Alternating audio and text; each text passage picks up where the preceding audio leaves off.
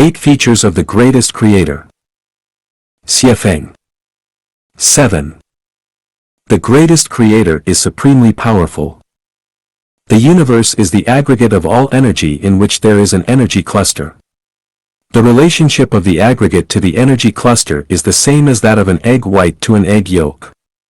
In this energy cluster, egg yolk, there is a very small energy embryo which also contains an even smaller nucleus. This nucleus is the nerve center of the universe, which is the causal body of the energy and the thought zone of the universe. This is the greatest creator. Energy itself has neither thought nor consciousness. The mammoth energy emitted by nuclear bomb explosions can kill both bad people and good people. It can destroy kings' palaces as well as thatched cottages, simply because the energy does not have consciousness. Energy can be extremely powerful, but the thought behind it can be even more powerful, which means that the thoughts of the scientists who made the nuclear bombs were even more powerful than the bombs themselves. The small nucleus in the energy cluster, the nerve center of the universe, which is the greatest creator, is even more powerful than the overall energy of the universe. That is why we say that the greatest creator is supremely powerful beyond all energy. 8 Features of the Greatest Creator. Xiefeng. 8. The greatest creator is intelligent. The great wisdom of the greatest creator is shown in the following 3 aspects. 1. Building the cosmic order. The cosmic order includes the macro-celestial moving order, such as the orderly movement of the low rotary galaxy, the rotary river galaxy, and all the star systems within each. The micromaterial structure order, such as the orderly movements of molecules, atoms, electrons, protons, nucleons, mesons, hyperons, and gluons. The order of life transmigration, for instance, when a person's spiritual nature is upgraded to a certain level, they will become a celestial being or a god, but when their spiritual nature is downgraded to a certain level, they will become a dog, a pig, or a tree. If the person's spiritual nature remains unchanged, they can become another person in their next life cycle. Such is the case with an ox, which can become a person or another animal when its spiritual nature is upgraded or downgraded. A celestial being can be upgraded to Buddhahood or downgraded to personhood. 2. Design the life structure. The life structure mainly refers to the genes of all life forms. These genes, as with unexposed film, can be copied repeatedly. The genes of all life forms, the films, are different from each other. The genes of human are different from those of pigs, those of cats are different from those of birds, those of willows are different from those of peach trees, and those of roses are different from those of peony. In general, genes are featured by the homogeneous compatibility and heteronature repulsion. For instance, the Asian, African, and European lineages of our species have the same nature and are compatible with each other, so their members can interbreed and produce viable offspring. However, since human, animal, and plant genes are not of the same kind but are incompatible with each other, they cannot mate, and even if they were to attempt to do so, new life would never be generated. Though oxen, sheep, dogs, cats, pigs, chickens, deer, rats, snakes, and otters are all animals, they cannot mate and reproduce because their genes are not of the same type and have different characteristics. However, the genes of a few life forms are similar. For instance, humans and apes, horses and donkeys, wolves and dogs, chickens and peacocks, apple trees and pear trees can mate or get engrafted. But the new life forms produced are not the same as their parents and they cannot produce their own future generations. For instance, humans and apes can produce barbarians, who are infertile. Horses and donkeys produce mules, which are infertile, too. Wolves and dogs can have the infertile bay. Chicken and peacocks can produce the infertile phoenix. And apples trees engrafted to pear trees can produce the infertile apple pears.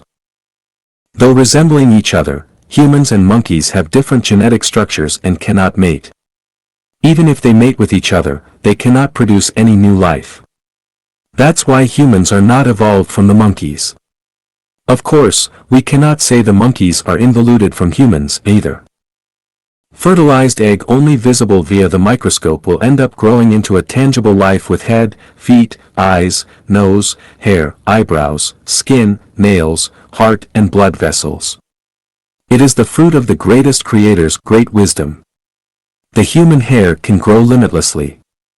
But the eyebrows and eyelashes, when growing to a certain length, will not continue the growth anymore. Why? Because the growth of hair will not impact on the activity of the life, while the growth of eyebrows and eyelashes will block the vision. From the embryo to a grown-up, the life grows in strict proportions, which is also designed by the greatest Creator. Otherwise, the left leg is already 1 meter long while the right one is very short, or the head has taken shape but the ear has not grown. It will produce a monster. Or the heart has begun to work while the blood vessels haven't started their growth. Thus the heart will die from lack of oxygen. As a matter of fact, the mechanics engineers and the architectural engineers are also the designers of the genes. The drawings of machines, buildings and bridges designed by them are genes of structures. Based on these genetic structures, workers will manufacture real machines and build buildings or bridges. The work of the workers is based on and within the framework of these genetic structures, drawings. If a building is designed for 5 floors, the workers will not build a 6-floor building. The genetic structure has even defined the window size, position and materials, the wiring and piping. The evolutionists believe that humans are evolved from monkeys, monkeys from insects, insects from simple cells, birds from the terrestrial animals and terrestrial animals from aquatic life. It is the same as the aeroplanes are evolved from the buildings and buildings from the Swiss mechanical watches. 3. Knowing the present and the future. The great leader, Chairman Mao Zedong, predicted the future development of more than 20 issues during his lifetime, which later proved to be accurate. How? Because Mao Zedong had wisdom. Anyone who predicts future developments accurately is wise. The wiser they are, the more qualitative and quantitative will be the predictions that they give. Scientists are people of wisdom because they have created most of our inventions. Without wisdom, any activities would definitely become messy and disorderly. Everything in the universe is in a cause-effect relationship and governed by natural law, and has its destiny from start to finish. So the wiser one is, the more one knows about the mysteries of the universe. The greatest Creator knows the past and future of everything. Gods and devils know the movements and changes of many things, and the Buddha knows the past and futures of people.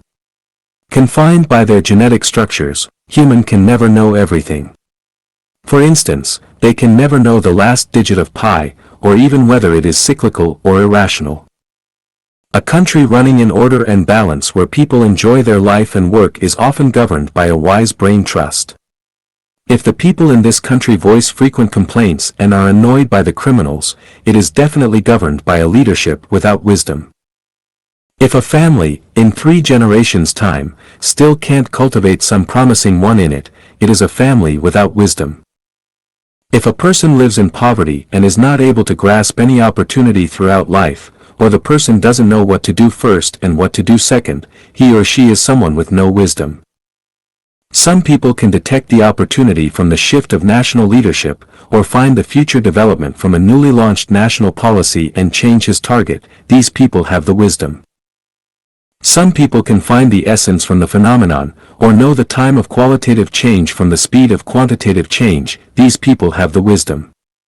Zhuge Liang is such a person, proved by his memorial on sending out the troops, and his weather forecast ability before a battle. Everything in the universe runs according to the laws, whether the celestial movement, life growth, ebb and flow, or human life change, etc. None is able to run away from the restrictions of the rules. Those who know the laws of things and their movement know about the future. Human beings are able to forecast the time of solar and lunar eclipse hundreds of years later, the calendar and the cosmology destiny of billions of years later, and the weather and temperature in a few weeks' time. They also know that it takes 18 years for a baby to become a grown-up. The skilled and experienced doctor can know the estimated death date of his patient by judging through the symptoms. Some people with special capacity can calculate a person's lifespan. For instance, a Taoist priest once told Chairman Mao two numbers, 99 and 8341, these two numbers coincidentally match many big events in his life.